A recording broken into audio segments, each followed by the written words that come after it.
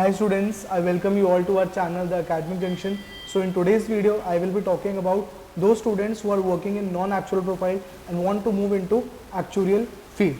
So as you might have heard that India requires 25,000 actuaries by the end of 2030 and we don't know, you can be one of them. तो आज की video में बेटा बात करने से पहले मैं आप लोगों को सबसे एक्सपेक्ट कर रहा हूँ कि आप लोगों को एक्चुअल के करिकुलम के बारे में पता है, आप लोगों को पता है कि दो सोसाइटीज़ होती है IIFOA और इंडिया में रह के आपको कैसे एक्चुअल के एग्जाम्स की तैयारी स्टार्ट करनी है। अगर किसी को इस बारे में आइडिया नहीं है, you can just reach out to my team on the below mentioned number and they will guide you with everything. Now let us come back to our topic कि अगर आप लोग नॉन एक्चुअल फील्ड में work कर रहे हो, से आपके पास 2-3 इयर्स ऑफ एक्सपीरियंस है, 5 इयर्स ऑफ एक्सपीरियंस है या 10 इयर्स ऑफ एक्सपीरियंस है, तो आप लोग कैसे अपने आप को एक्चुअल फील्ड में मूव करवा सकते हो और आपको क्या क्या बेनिफिट्स होने वाले हैं और क्या क्या हिंड्रेंसेस आ सकती है अगर आपको एक्चुअल फील्ड में मूव करना है। तो सबसे पहले अगर आपको बेटा एक्चुअल फील्ड में मूव करना है तो आपको एंट्री लेवल एग्जाम से स्टार्ट करना पड़ेगा, like CS1, CM1, CB1, CB2 और इस तरीके से हम लोग अगर 4-5 एग्जाम्स प्लान कर लें या फिर 4-5 एग्जाम्स क्रैक कर लें तो हम अपने आप को एक्चुअल फील्ड में मूव करवा सकते हो। So there are plenty of opportunities coming in where you can just chip in with your profile.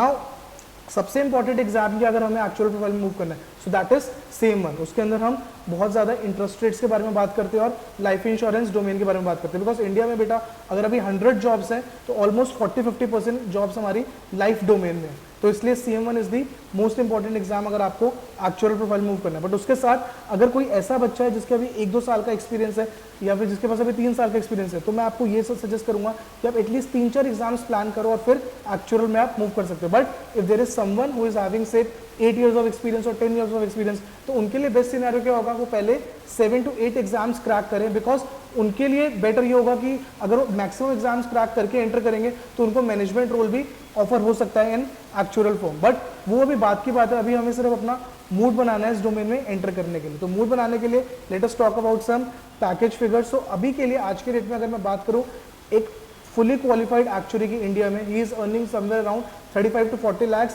After having 4 to 5 years of experience. So ये दोनों पॉइंटर्स बहुत ज़्यादा सुनना जरूरी है। क्या एक तो 4 to 5 years of experience required है और एक फुली क्वालिफाइड एक्चुअली की मैं बात करूँ, येस ही और she is earning somewhere around 35 to 40 lakhs। Now कैसे हम मूव कर सकते हैं, क्या हमारा एक्सपीरियंस काउंट होगा? It depends company to company. अगर कंपनी को लग रहा है जो आपका प्रायर नॉन लाइफ का एक्सपीरियंस है या फिर नॉन एक्चुअल का एक्सपीरियंस है वो हमारे लिए रिलेवेंट है तो they will counting your experience. If someone is having 10 years of experience, maybe the company can count 5 years of experience, 10 years of experience और 7 years of experience depending on the profile to profile. But वो सब बातें बात की। Again important क्या है, अभी हमें अपना माइंडसेट सेट करना कि हमें एक्चुअल में मूव करना और एक्चुअल के एग्जाम्स प्लान करना हमें स्टार्ट करना है। तो उसके लिए क्या स्किल्स रिक्वायर्ड है, ठीक है। अगर आप लोगों के पास ग्रेजुएशन में मैथ्स बैकग्राउंड वाले सब्जेक्ट्स है like eco honours, stats honours, maths honours, तो फिर तो बहुत ईजी है, फिर हमें सिर्फ अपना डायरेक्टली CS1 CM1 से स्टार्ट कर सकते हैं। बट अगर आपके पास ऐसी प्रोफाइल थी ग्रेजुएशन में जहाँ पे आपने मैथ्स क्लास 12th लेवल का भी नहीं पढ़ रखा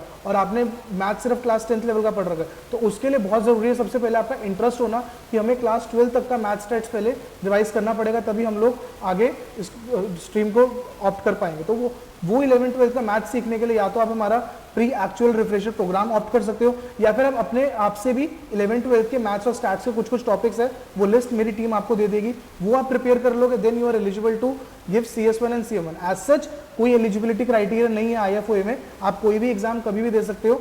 II के अंदर एक ACET एग्जाम होता है जो आपका एंट्रेंस टेस्ट है, बट उसके लिए भी अगर आपने कुछ BTech का कुछ कर रखा या फिर CA हुआ तो वो आपको एग्जेम्पशन मिल जाती है।